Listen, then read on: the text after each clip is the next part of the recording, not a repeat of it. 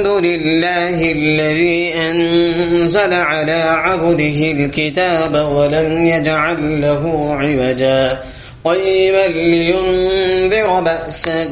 شديدا من لدنه ويبشر المؤمنين الذين يعملون الصالحات أن لهم أجرا حسنا ماكثين فيه أبدا وينذر الذين قالوا اتخذ الله ولدا ما لهم به من علم ولا لآبائهم كبرت كلمة تخرج من أفواههم إن يقولون إلا كذبا فلعلك باخع نفسك على آثارهم إن لم يؤمنوا بهذا الحديث أسفا إنا جعلنا ما على الأرض زينة لها لنبلوهم أيهم أحسن عملا وإنا لجاعلون ما عليها صعيدا جرزا أم حسبت أن أصحاب الكهف والرقيم كانوا من آياتنا عجبا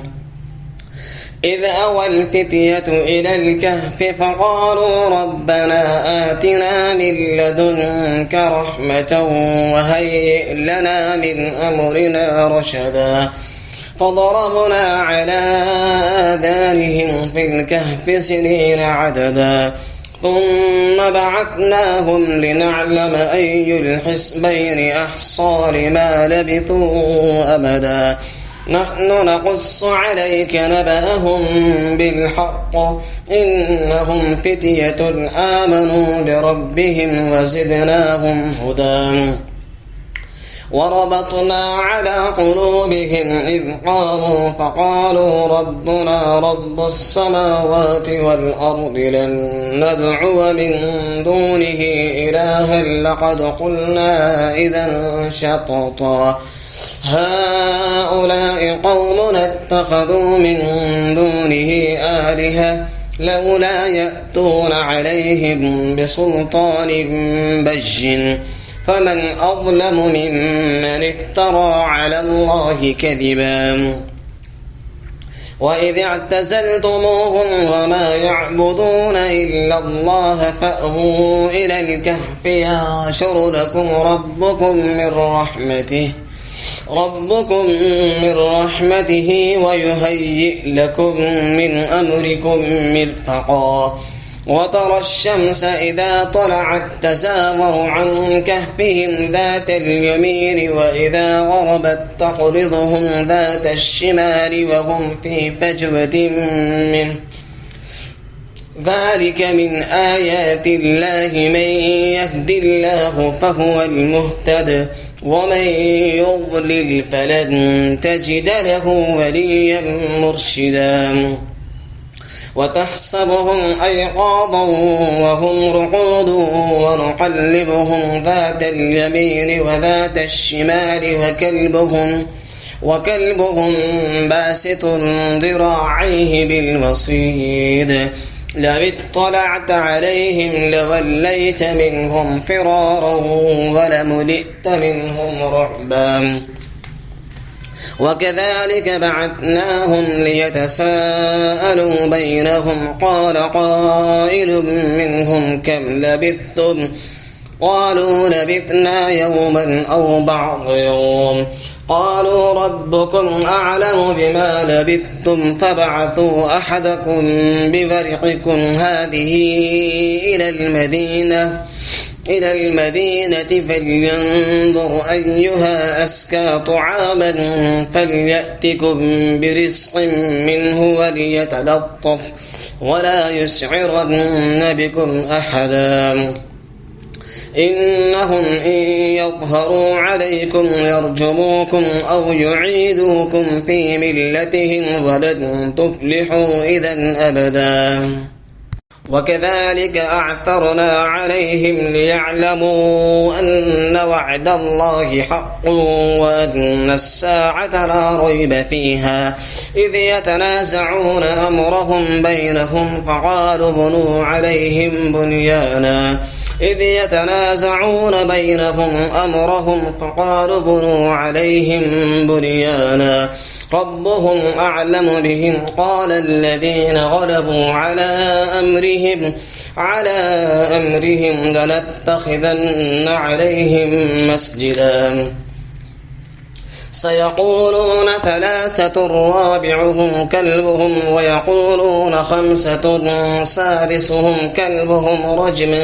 بالغيب ويقولون سبعة وثامنهم كلبهم قل ربي أعلم بعدتهم ما يعلمهم إلا قليل فلا تمار فيهم إلا مراء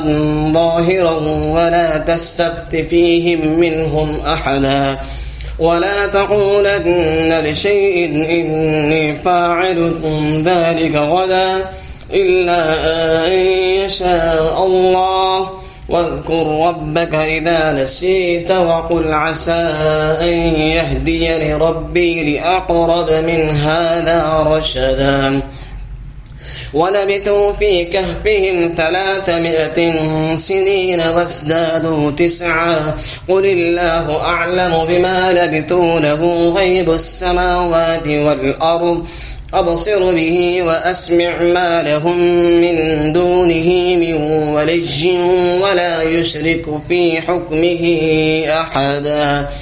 واتل ما أوحي إليك من كتاب ربك لا مبدل لكلماته ولن تجد من دونه ملتحدا واصبر نفسك مع الذين يدعون ربهم بالغداة والعشي يريدون وجهه ولا تعد عيناك عنهم تريد زينة الحياة الدنيا ولا تطع من أغفلنا قلبه عن ذكرنا واتبع هواه وكان أمره فرطا وقل الحق من ربكم فمن شاء فليؤمن ومن شاء فليكفر إنا أعتدنا للظالمين نارا أحاط بهم سرادقها وإن يستغيثوا يغاثوا بماء كالمهل يشوي الوجوه بئس الشراب وساءت مرتفقا إن الذين آمنوا وعملوا الصالحات إنا لا نضيع أجر من أحسن عملا أولئك لهم جنات عدن تجري من تحتهم الأنهار يحلون فيها من أساور من ذهب ويلبسون ثيابا خضرا من سندس واستبرق متكئين فيها على الأرائك نعم الثواب وحسنت مرتفقا واضرب لهم مثلا الرجلين جعلنا لأحدهما جنتين من أعناب وحففناهما بنخل وجعلنا بينهما زرعا كلتا الجنتين آتت أكلها ولم تظلم منه شيئا وفجرنا خلالهما نهرا وكان له ثمر فقال لصاحبه وهو يحاوره أنا أكثر منك مالا وأعز نفرا ودخل جنته وهو ظالم لنفسه قال ما أظن أن تبيد هذه أبدا وما أظن الساعة قائمة ولئن رددت إلى ربي لأجدن خيرا منها منقلبا قال له صاحبه وهو يحاوره أكفرت بالذي خلقك من تراب ثم من نطفة ثم سواك رجلا لكن هو الله ربي ولا أشرك بربي أحدا ولولا إذ دخلت جنتك قلت ما شاء الله لا قوة إلا بالله إن ترني أنا أقل منك مالا وولدا فعسى ربي أن يؤتيني خيرا من جنتك ويرسل عليها حسبانا من السماء فتصبح صعيدا زلقا أو يصبح ماؤها غورا فلن تستطيع له طلبا وأحيط بثمره فأصبح يقلب كفيه على ما أنفق فيها وهي خاوية على عروشها ويقول يا ليتني لم أشرك بربي أحدا ولم تكن له فئة ينصرونه من دون الله وما كان منتصرا هنالك الولاية لله الحق وخير ثوابا وخير عقبا واضرب لهم مثل الحياة الدنيا كماء أنزلناه من السماء فاختلط به نبات الأرض فأصبح هشيما تذروه الرياح وكان الله على كل شيء مقتدرا المال والبنون زينة الحياة الدنيا والباقيات الصالحات خير عند ربك ثوابا وخير أملا ويوم نسير الجبال وترى الأرض بارزة وحشرناهم فلم نغادر منهم أحدا وعرضوا على ربك صفا لقد جئتمونا فرادا كما خلقناكم أول مرة بل زعمتم أن لن نجعل لكم موعدا ووضع الكتاب فترى المجرمين مشفقين مما فيه ويقولون يا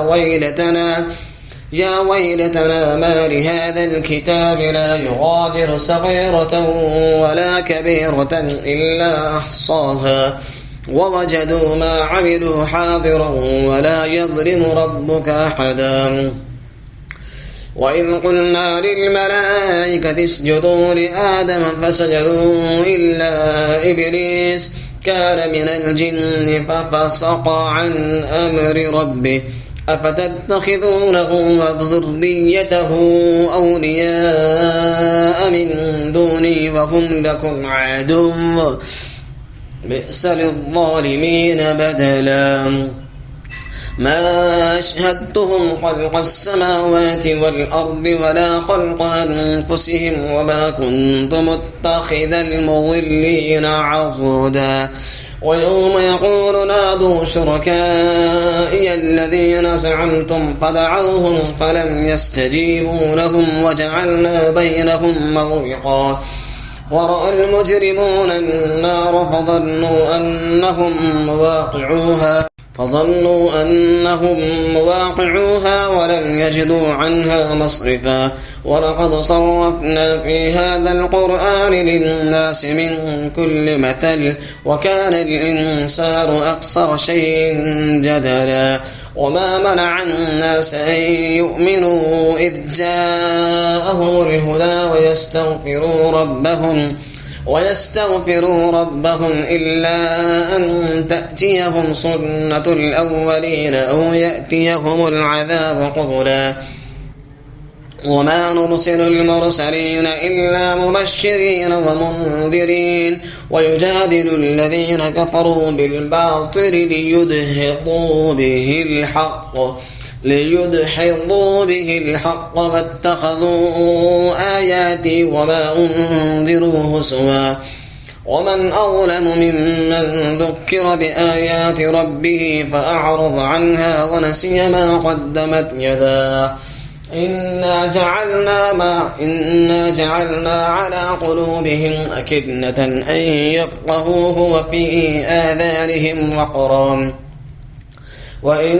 تدعهم إلى الهدى فلن يهتدوا إذا أبدا وربك الغفور ذو الرحمة لو يؤاخذهم بما كسبوا لعجل لهم العذاب بل لهم موعد لن يجدوا من دونه موئلا وتلك القرى أهلكناهم لما ظلموا وجعلنا لمهلكهم موعدا وإذ قال موسى لفتاه لا أبرح حتى أبلغ مجمع البحرين أو أمضي حقبا فلما بلغا مجمع بينهما نسيا حوتهما فاتخذ سبيله في البحر سربا فلما جاوزا قال لفتاه آتنا غداءنا لقد لقينا من سفرنا هذا نصبا قال أرأيت إذ أوينا إلى الصخرة فإني نسيت الحوت وما أنسانيه إلا الشيطان أن أذكره واتخذ سبيله في البحر عجبا قال ذلك ما كنا نبغي فارتدا على آثارهما قصصا فوجدا عبدا من عبادنا آتيناه رحمة من عندنا وعلمناه من لدنا علما قال له موسى هل أتبعك على أن تعلمني مما علمت رشدا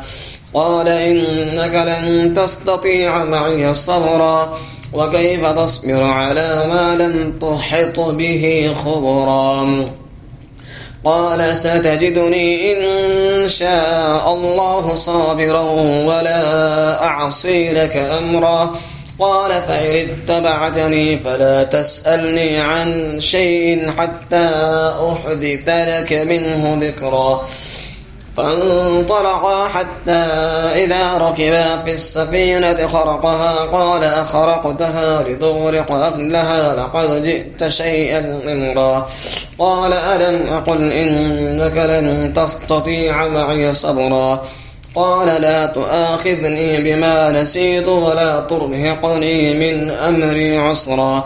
فانطلقا حتى إذا لقيا غلاما فقتله قال أقتلت نفسا زكية بغير نفس لقد جئت شيئا نكرا قال لم أقل لك إنك لن تستطيع معي صبرا قال إن سألتك عن شيء بعدها فلا تصاحبني قد بلغت من لدني عذرا فانطلقا حتى إذا أتيا أهل قرية استطعما أهلها فأبوا أن يضيفوهما فوجدا فيها جدارا يريد فانطلقا حتى إذا أتيا أهل قرية استطعما أهلها فأبوا أن يضيفوهما فوجدا فيها جدارا يريد أن ينقض فقام قال لو شئت لاتخذت عليه أجرا قال هذا فراق بيني وبينك سأنبئك بتأويل ما لم تستطع عليه الصبرا أما السفينة فكانت لمساكين يعملون في البحر فأردت أن أعيبها وكان وراءهم ملك يأخذ كل سفينة غصبا وأما الغلام فكان أبواه مؤمنين فخشينا أن يرهقهما طغيانا وكفرا فأردنا أن يبدلهما ربهما خيرا منه زكاة وأقرب رحما وأما الجدار فكان لغلامين يتيمين في المدينة وكان تحته كنز لهما وكان أبوهما صالحا فأراد ربك أن يبلغا أشدهما ويستخرجا كنزهما رحمة من ربك وما فعلته عن أمري ذلك تأويل ما لم تستطع عليه صبرا ويسألونك عن ذي القرنين قل سأتلو عليكم منه ذكرا إنا مكنا له في الأرض وآتيناه من كل شيء سببا فأتبع سببا حتى إذا بلغ مغرب الشمس وجدها تغرب في عين حمئة ووجد عندها قوما قلنا يا ذا القرنين إما أن تعذب وإما أن تتخذ فيهم حسنا قال أما من ظلم فسوف نعذبه ثم يرد إلى ربه فيعذبه عذابا نكرا وأما من آمن وعمل صالحا فله جزاء الحسنى وسنقول له من أمرنا يسرا ثم أتبع السببا حتى إذا بلغ مطلع الشمس وجدها تطلع على قوم لم نجعل لهم من دونها سترا كذلك وقد أحطنا بما لديه خبرا ثم أتبع السببا حتى إذا بلغ بين السدين وجد من دونهما قوما لا يكادون يفقهون قولا قالوا يا ذا القرنين إن يأجوج ومأجوج مفسدون في الأرض فهل نجعل لك خرجا على أن تجعل بيننا وبينهم سدا قال ما مكنني فيه ربي خير فأعينوني بقوة أجعل بينكم وبينهم ردما آتوني زبر الحديد حتى إذا ساوى بين الصدفين قال انفخوا حتى